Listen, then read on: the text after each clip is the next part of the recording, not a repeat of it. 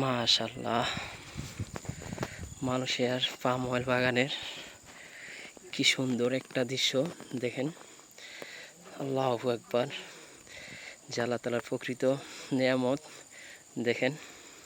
খুব সুন্দর একটা জায়গার মধ্যে কতগুলা মধু পোকা বাসা করছে এই মালয়েশিয়ার পাম অয়েল বাগানের ভেতর।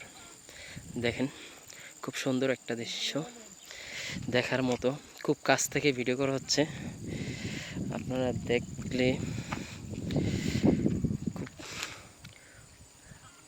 নিজেকে মানাতে পারছি না যে এত কাছ থেকে যে মধু পোকার বাসার সামনে যে ভিডিও করতেছি।